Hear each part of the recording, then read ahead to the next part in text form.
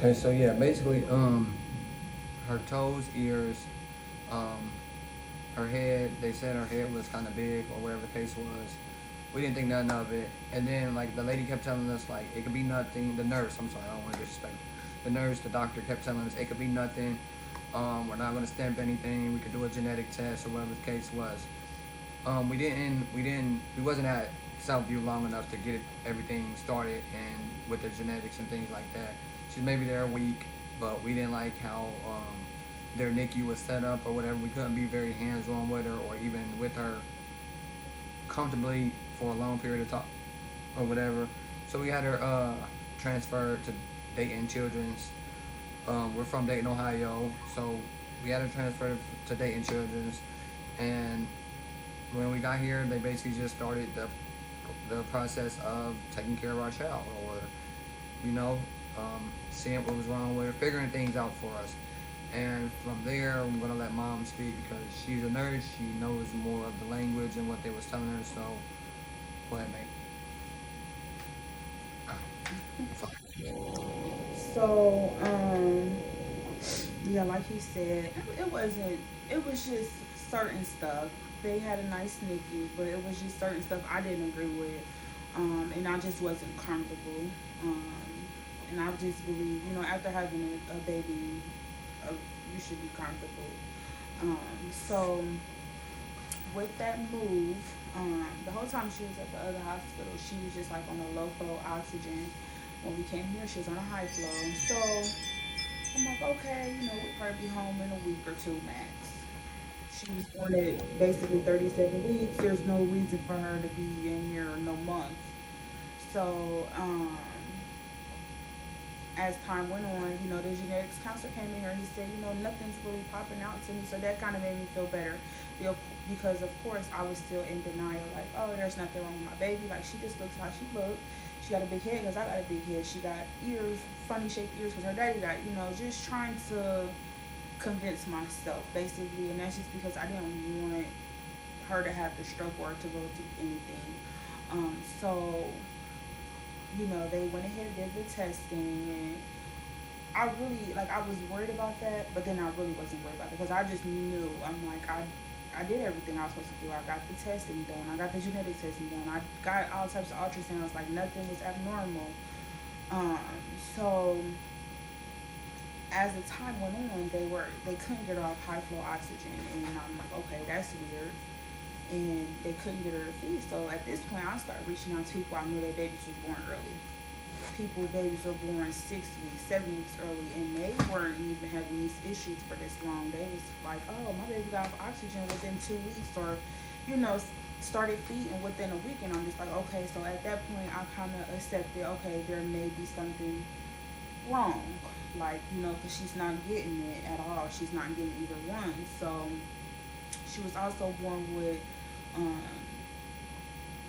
two heart defects, two holes in her heart, and so then that's when, with the thing that she had with her umbilical cord, they knew that kidney issues. So then once they tested her kidneys, she had basically dilation of both kidneys. So then I'm like, okay, there really may be something else going on. So then last Monday, we got the final results back.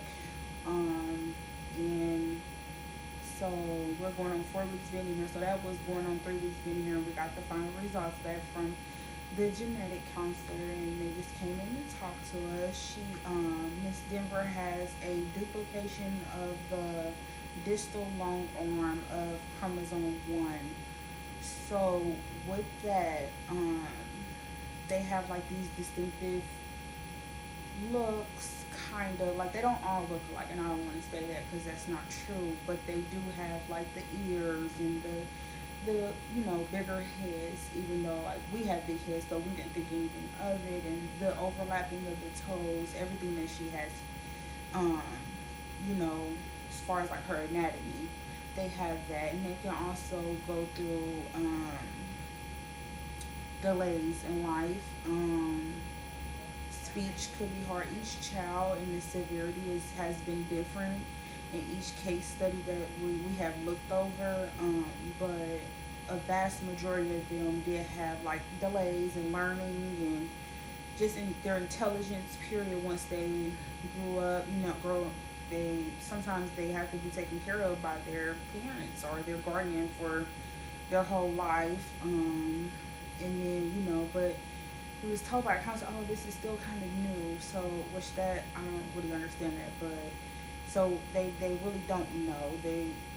Each child has been exactly that, a case study. So one child has done better than the other, but they all have kind of had like some delays. So of course, that was just a lot to take in because you never think like that could be my child or that could be us in this situation. Like when you're looking at other people, so it's just been really hard, accepting all that and just dealing with the thought of what she may have to endure in life and just go through and struggle with possibly and just deal with society and just us still happen to be here, health wise, and it's just you never know without a health complication. So it's been a bit much, but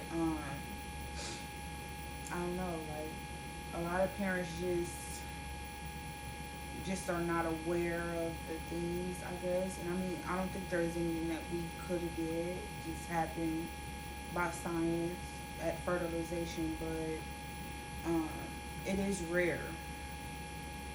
It's rare. And so I would encourage anybody, if they give you the option to get like an amniocentesis or anything like that, to go ahead and get it. And not that it's going to change anything, and not to say, oh, get this so you won't have to have your baby or something like that, but just get it so that you are prepared, because this has been a very trying time. We have had to take all this in within 3 weeks of just her being born, just thinking that you're going to have a healthy baby, talking about how you're going to bring your baby home and da da da da da da, and then you're not, like, nobody could have prepared us for this. I mean, like, had we known a little bit earlier, it would have been a little bit easier to accept, but it's been really rough. So I would just say, like, if you can get further testing, if you can afford it, do it, just so that you can just have that confirmation if there is something, if there isn't anything. In the regular genetic assessment they do at 13 weeks,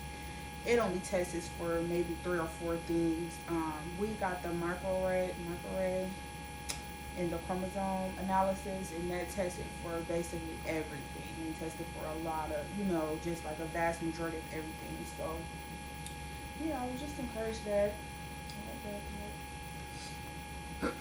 So, yeah, when basically, as a child, I had multiple complications also.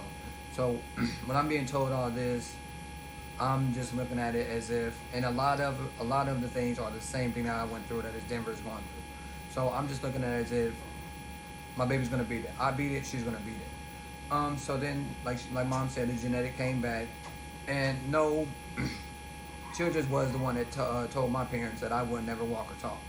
But they didn't say that to us, but they told her diagnosis or whatever. So I told Mom that I didn't want to know, because I'm still leaving it in God's hands. We don't know exactly what Denver will and won't be able to do, but we have an idea. We're accepting it. We're ready. Like we're getting our mind ready to, you feel me, take on whatever it comes with it. And I believe this is the hardest part. I honestly believe her being here away from us and us separating ourselves for the majority of this time is going to be the hardest part, because when she comes home, she won't be treated no different than the other two.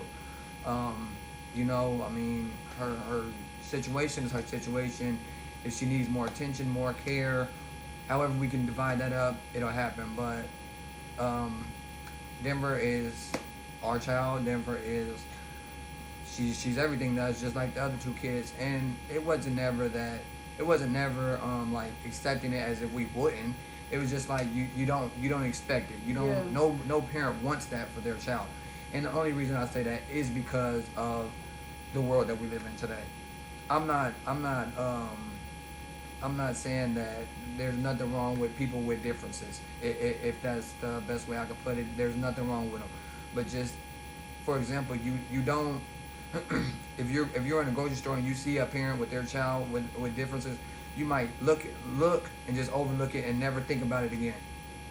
But when you're wearing that shoe, you think about it a lot, and it changes your view of things.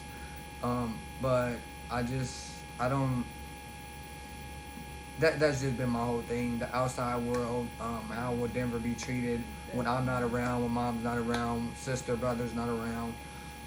That's just where my head has been at for the most part. Mom's just been struggling with just not being with each other. Everybody being together because that's how we've always been ever since I met her.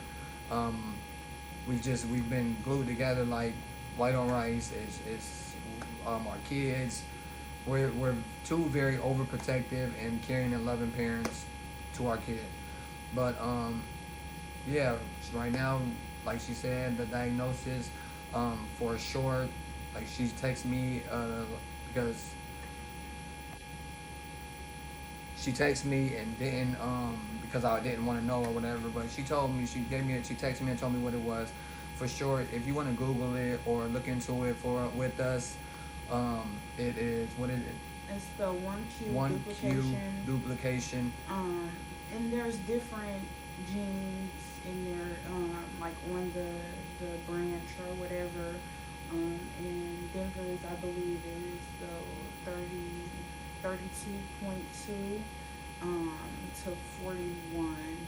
And you can just look at it all. Like it's so rare that the group that's for the unique group is in the UK. It's like not even in the US. That's how rare it is, and that's why they didn't have an answer right off the bat. Versus like if she was born with Down syndrome, they probably would have knew right off the bat, like, oh yeah, she has Down syndrome. So it was a very frustrating time waiting on those results, and